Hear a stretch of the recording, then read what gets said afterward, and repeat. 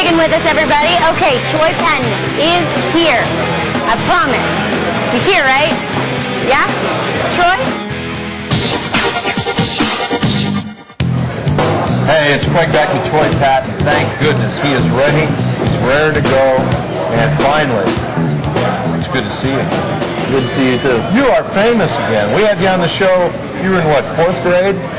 No. Yeah, we could see that he had something going on.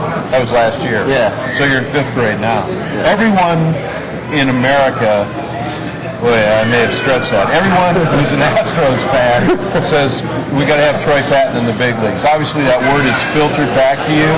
Is that a good thing, a bad thing, or how do you feel about that? It's kind of flattering to think about it. I mean, my dad tells me, you know, what people say, and he likes to read the blogs and read about me, but it's flattering. It's a good thing. How do you think, obviously in Corpus and in the minors, it's about statistics. In one regard, the wins, the losses, not necessarily that big a deal. I think you were, what, 6-6 with the Hooks. Now you're 1-0 with Round Rock. What was the difference that you saw in just the one start you had, which was a good one, the difference between the AA and the AAA hitters? Well, I was fortunate. I got to face a lot of guys who had just been called up from AA. So I knew a few of the hitters that I was facing, and that helped me calm down and stay comfortable.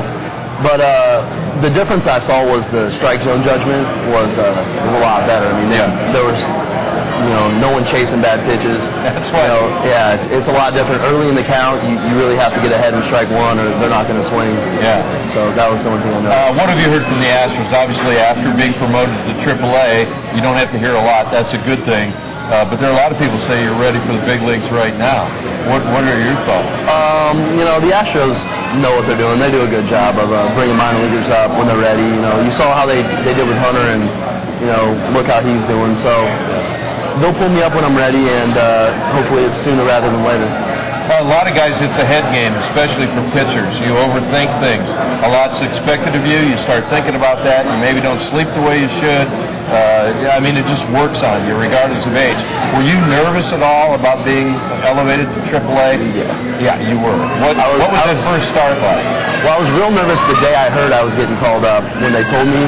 But once I got in the environment, I was luckily I was able to work out with the team a few days before, and that helped me calm down a lot. So whenever I pitched, I knew the guys a little bit better, and it was a lot more calm environment.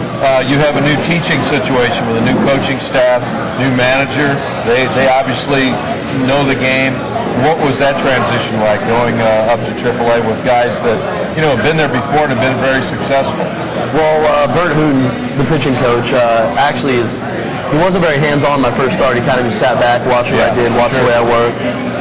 I haven't gotten to throw a bullpen with him yet, so I think in the next few days. Can I give you some advice on this Bert Hooten deal? Okay.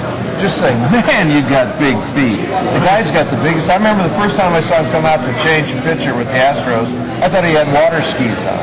He's got big feet. I'll notice that next time. I'll say something about it. Yeah. If he'd have been a soccer player, they'd had lengthen the field just to make it fair. All right, so you happen to, and the manager, Jackie, hasn't said anything to you? No, Jackie's kind of laid back, too. He just said, welcome to Round Rock, you know. Throw strikes and let's win some games, so it's pretty much. You've heard that before, throw strikes. Yeah.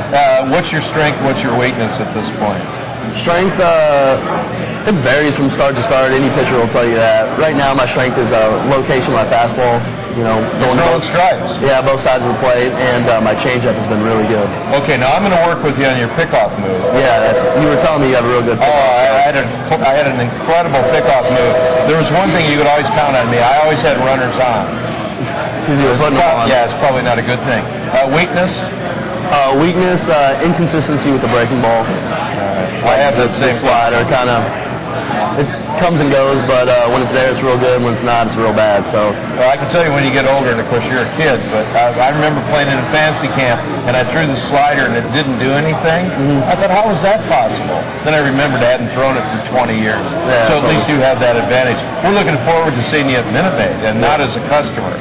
Yeah, hopefully on the field. Yeah, for sure. Do you have any inkling how long you'll be at AAA? Nah, I don't. September 1 call up? Maybe if I do well, you know, if they need help up there, then I don't think they'll hesitate to pull the trigger. I don't know. Yeah, there you go. Hey, Troy, best All right, wishes. Thanks a appreciate lot it. Thanks for a lot, coming man. out, and don't listen to anyone else but me, and I think you'd be very good. Troy, you're your dad. Yeah, Dad, All too. right, and don't forget, Always Dad. when you sign that contract, I'm your long-lost relative. Mike and Stacy are waiting in the wings, and I don't mean the fried ones. So, Craig's doing this show on 790. Right? Why are we not on that show? I mean, I'm perfect for radio. I'm not. Don't say you have a face for radio. Craig has a face for radio. You look just as That's good what on I radio. think. It's It just might nobody be a sees good thing that we're not on it because we have faces for television. And it's the sports animal. What's that about? Did you ever figure that out? No, does that mean we have to figure out what kind of animal Craig is?